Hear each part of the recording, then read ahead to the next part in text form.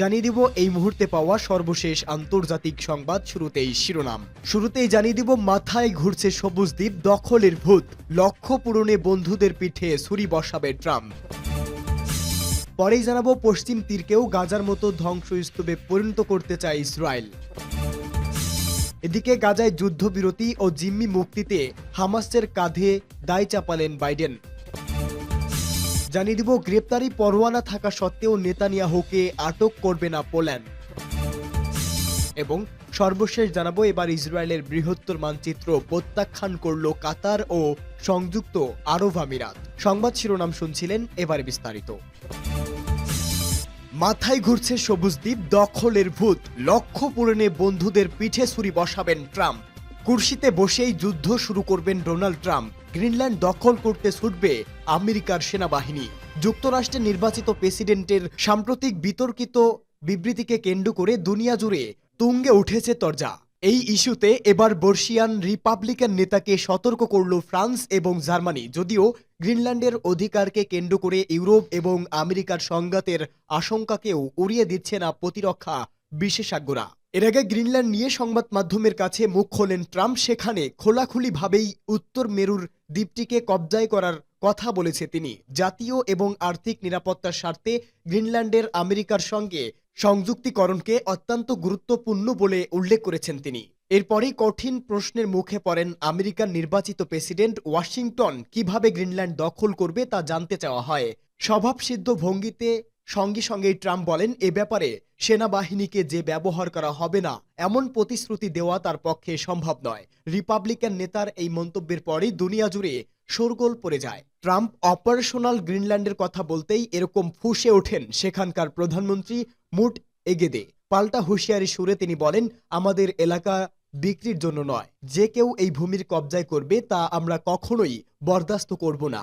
আর এ ব্যাপারে ফ্রান্স ও জার্মানিকে পাশে পেয়েছেন তিনি। যুক্তরাষ্ট্রের নির্বাচিত প্রেসিডেন্ট ট্রাম্পের কড়া সমালোচনা করেছেন ফরাসি প্রেসিডেন্ট ইমানুয়েল ম্যাক্রো। ট্রাম্প এ ধরনের কোনো পদক্ষেপ করলে গোটা ইউরোপীয় ইউনিয়ন আমেরিকার বিরুদ্ধে রুখে দাঁড়াবে বলেও স্পষ্ট করেছেন তিনি। পাশাপাশি বর্ষিয়ান রিপাবলিকান নেতাকে সাম্রাজ্যবাদী চিন্তা ভাবনা থেকে দূরে থাকার পরামর্শ দিয়েছেন ব্যারট।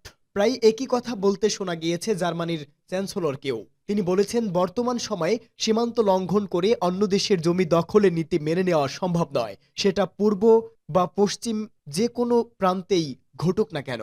তবে এই সমস্ত হুঁশিয়ারিকে মোটেই পাত্তা দিচ্ছেন না ডোনাল্ড ট্রাম্প। সম্প্রতি গ্রিনল্যান্ড সফরে যান তার পুত্র জুনিয়র ট্রাম্প। সেখানকার বাসিন্দাদের সঙ্গে কথা বলেন তিনি।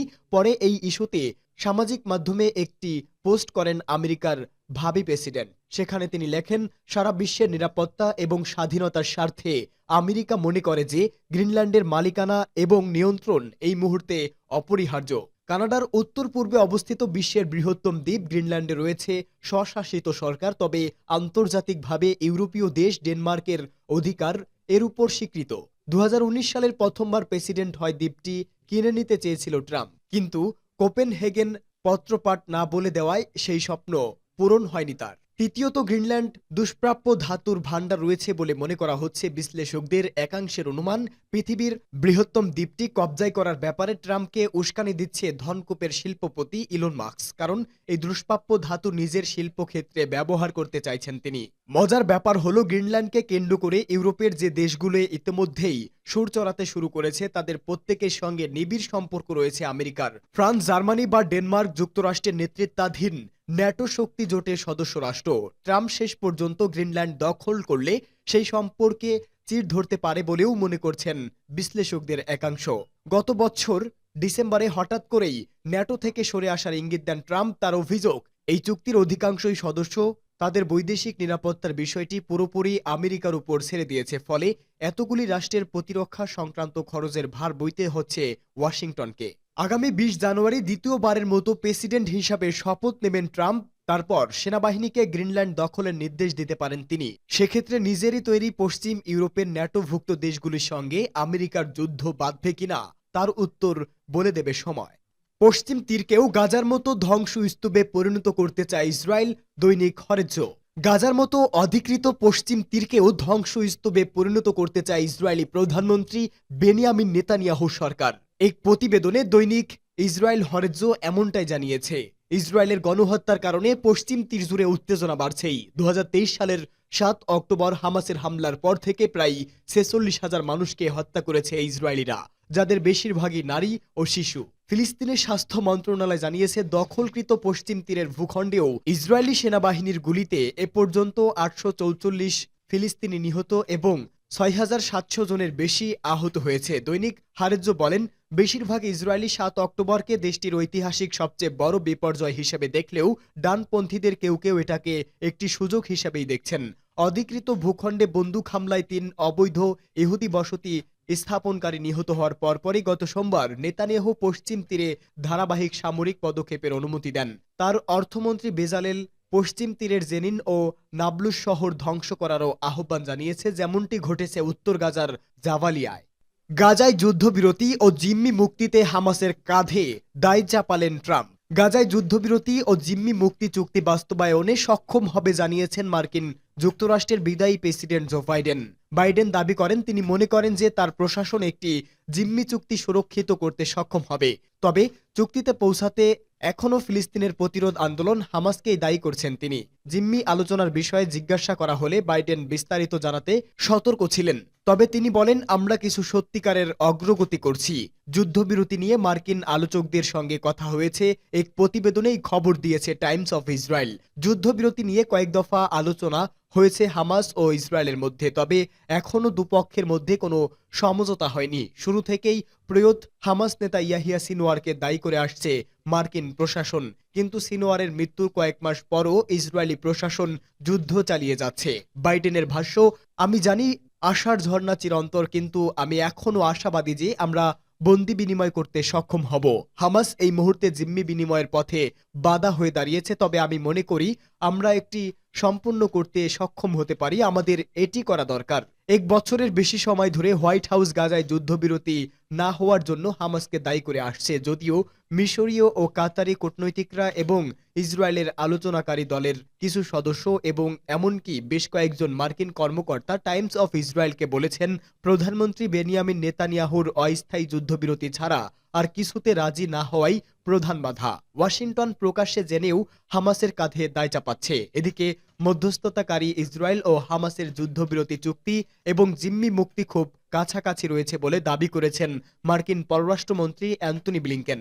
গ্রেপ্তারি পরোয়ানা থাকা সত্ত্বেও নেতানিয়াহুকে আটক করবে না পোল্যান্ড। সম্প্রতি পোল্যান্ড সরকার ঘোষণা দিয়েছে যে ইসরায়েলি প্রধানমন্ত্রী বেনিয়ামিন নেতানিয়াহু এবং অন্যান্য ইসরায়েলি নেতারা কোনো বাধা ছাড়াই 2025 সালের 27 জানুয়ারি পোল্যান্ডে অনুষ্ঠানে অংশ নিতে পারবেন। নেতানিয়াহুর বিরুদ্ধে ফিলিস্তিনের গাজায় যুদ্ধ অপরাধের অভিযোগে আন্তর্জাতিক অপরাধ আদালত একটি গ্রেপ্তারি পরোয়ানা জারি করেছে। 2024 সালের 9 জানুয়ারি পোল্যান্ডের প্রধানমন্ত্রী ডোনাল্ড টুস্ক বলেন, পোল্যান্ডের সরকার ইসরায়েলি নেতাদের নিরাপদভাবে অনুষ্ঠানটি উদযাপনে অংশগ্রহণের সুযোগ দিবে এবং তারা আটক হবে না। নেতানিয়াহু এবং তার সাবেক প্রতিরক্ষা মন্ত্রী ইয়োব গ্যালন্টের বিরুদ্ধে আইসিসি ক্রিমিনাল যুদ্ধ অপরাধ ও মানবাধিকার লঙ্ঘনের অভিযোগ তুলেছে। তবে ইসরায়েল এই অভিযোগকে অস্বীকার করেছে এবং বলেছে তারা নিজ দেশের আত্মরক্ষার অধিকার ভোগ করছে। আইসিসি সদস্য রাষ্ট্র হিসাবে পোল্যান্ডের আইনি বাধ্যবাধকতা রয়েছে যে তারা যদি গ্রেপ্তারি পরোয়ানায় অভিযুক্ত কোনো ব্যক্তিকে তাদের দেশে পায় তবে তাকে আটক করতে হবে। তবে আইসিসির গ্রেপ্তারি পরোয়ানা বাস্তবায়ন করার কোনো ক্ষমতা নেই এবং ইসরায়েল এই আদালতের বিচার ব্যবস্থার আওতায় নয়। পোল্যান্ডের রাষ্ট্রপতি আন্দ্রেস দুদা পোল্যান্ডের প্রধানমন্ত্রী তুস্ককে একটি চিঠি পাঠিয়েছেন, যাতে নেতানিয়াহুকে ওই ঐতিহাসিক অনুষ্ঠানে অংশগ্রহণের সুযোগ দেওয়ার অনুরোধ করা হয়েছে। পোল্যান্ড সরকারের দাবি, অশোভিৎসমের মুক্তিবার্ষিকী একটি বিশেষ অনুষ্ঠান যেখানে ইসরায়েলি নেতৃত্বের পরিস্থিতি অত্যন্ত গুরুত্বপূর্ণ। এখনো পর্যন্ত নেতানিয়াহু এ বিষয়ে কোনো সিদ্ধান্ত জানাননি, তবে পূর্বে তিনি এ ধরনের অনুষ্ঠানে অংশগ্রহণ করেছেন। এই উদ্যোগের মাধ্যমে পোল্যান্ড বিশ্বযুদ্ধের পরবর্তী সময়ে হলোকাস্টের স্মৃতিকে সম্মান জানাতে চায় এবং এটি ইসরায়েলের সঙ্গে তার সম্পর্কের এক নতুন দিক উন্মোচন করতে পারে। তবে আইসিসির অভিযোগ ও পোল্যান্ডের সিদ্ধান্ত দুটি আন্তর্জাতিক সংকট তৈরি করতে পারে। সূত্র আল জাজিরা। এবার ইসরায়েলের বৃহত্তর মানচিত্র প্রত্যাখ্যান করল কাতার ও আরব আমিরাত। মধ্যপ্রাচ্যের 4টি আরব দেশের ভূখণ্ডকে অন্তর্ভুক্ত করে বৃহত্তর ইসরায়েলের মানচিত্র প্রকাশ করেছে তেল আবিব। নতুন মানচিত্রে ফিলিস্তিন, জর্ডান, সিরিয়া ও লেবাননের ভূখণ্ডকে বৃহত্তর ইসরায়েলের অংশ বলেই দাবি করা হয়েছে। এবার এই ঘটনার তীব্র নিন্দা জানিয়েছে কাতার ও সংযুক্ত আরব আমিরাত। চলতি সপ্তাহে সামাজিক যোগাযোগ মাধ্যমে ওই মানচিত্রটি ছড়িয়ে পড়ে। এতে ফিলিস্তিন, জর্ডান, সিরিয়া ও লেবাননের বিস্তীর্ণ ভূখণ্ড কথিত বৃহত্তর ইসরায়েলের অন্তর্ভুক্ত করা হয়েছে। এই মানচিত্র প্রকাশের পরই নিন্দার ঝড় ওঠে। অধিকৃত পশ্চিম তীরের ফিলিস্তিনি কর্তৃপক্ষের মুখপাত্র নাবিল আবু রুদেইনে এই মানচিত্রকে সব আন্তর্জাতিক আইন ও সুস্পষ্ট প্রস্তাবের লঙ্ঘন বলে উল্লেখ করেছেন। তিনি বলেন, ইসরায়েলের দখলদারি নীতি, অবৈধ বসতি স্থাপনকারীদের হামলা এবং আল-আকসা মসজিদের বিরামহীন অবমাননা বন্ধ করতে জরুরি ভিত্তিতে আন্তর্জাতিক সম্প্রদায়ের পদক্ষেপ নেওয়া উচিত। জর্ডানের পররাষ্ট্র মন্ত্রণালয় ইসরায়েলের পক্ষ থেকে প্রকাশিত মানচিত্রকে উস্কানিমূলক ও ভিত্তিহীন বলে উল্লেখ করেছেন। তারা বলেছে, বর্ণবাদের ভিত্তিতে নেওয়া ইসরায়েলি পদক্ষেপ যেমন জর্ডানের সার্বভৌমত্বকে দুর্বল করতে পারবে না, তেমনি তা ফিলিস্তিনি জনগণের ন্যায়সঙ্গত অধিকারও লঙ্ঘন করতে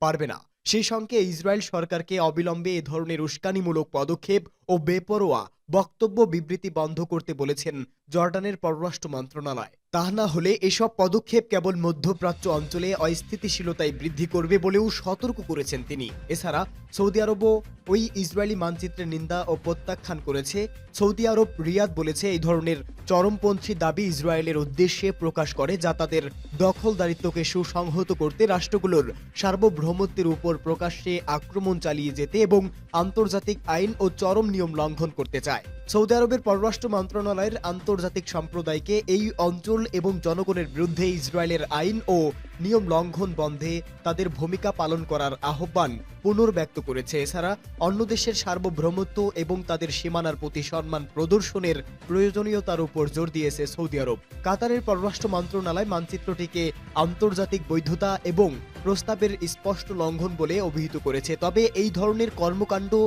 শান্তি প্রচেষ্টাকেও ক্ষতিগ্রস্ত করতে পারে বলে সতর্ক করেছে পররাষ্ট্র মন্ত্রণালয়।